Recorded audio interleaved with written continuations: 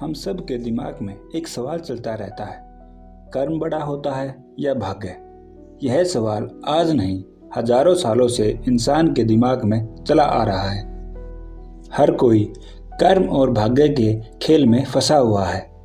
कोई कर्म को बड़ा मानता है तो कोई भाग्य को। तो चलिए आज समझते हैं कर्म और भाग्य के खेल को। कौन सा बड़ा है, कर्म या भाग्य?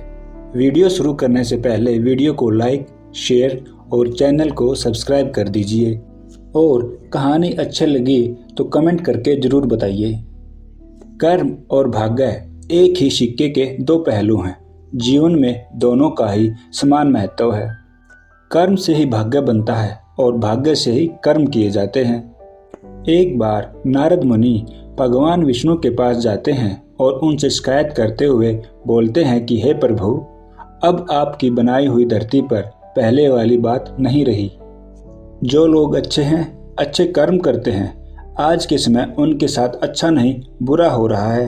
और जो लोग बुरे हैं, पापी हैं, आज उनके साथ अच्छा हो रहा है।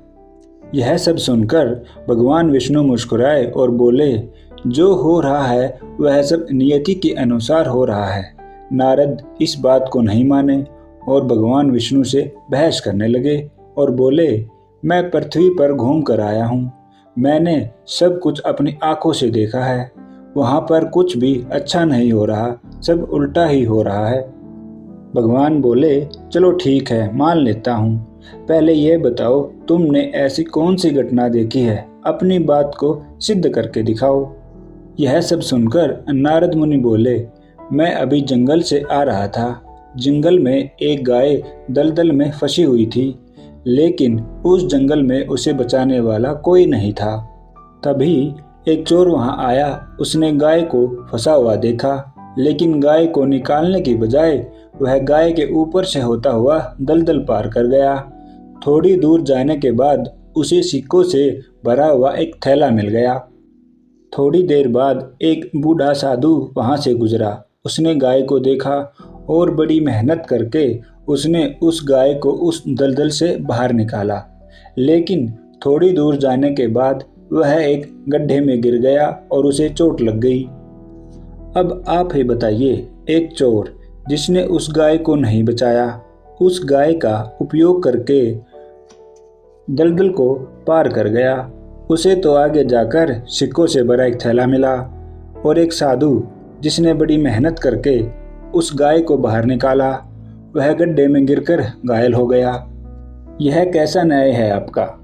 भगवान विष्णु ने नारद जी की पूरी बात सुनकर उनसे बोला, नारद जी, यह सब ठीक हुआ। यह सुनकर नारद जी आश्चर्यचकित हुए और बोले, यह सब कैसे ठीक हुआ? तो भगवान विष्णु बोले, चोर की किस्मत पहले ही लिखी जा चुकी थी। उसकी किस्मत में सिक्कों से भरा थैला नहीं, बल्कि एक पूरा महल था। उसने गाय के साथ जो किया, उससे उसके कर्म बदल गए और उसे सिर्फ एक थैला मिला। जबकि दूसरी ओर साधु की मृत्यु होनी थी, लेकिन उसने गाय को बचाया और पुण्य का कार्य किया। उसका भी कर्म बदल गया और उसकी मृत्यु सिर्फ एक चोट में बदल कर रह गई। नारद मुनि यह सब सुनकर संतुष्ट हो गए।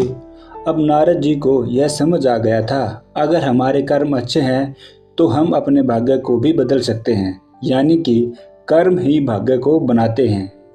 अक्सर हमें यह लगता रहता है कि हम कितने भी अच्छे कर्म कर लें, फिर भी हमारे जीवन में कठिनाइयाँ दूर नहीं होती।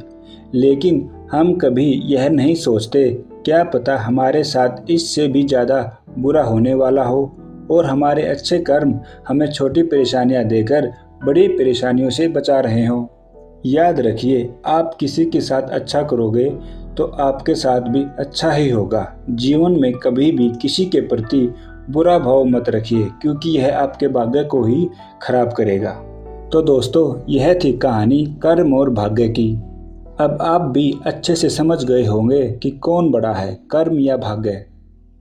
हमारे कर्म से ही भाग्य बनता है और हमारे भाग्य से ही हम कर्म करते हैं।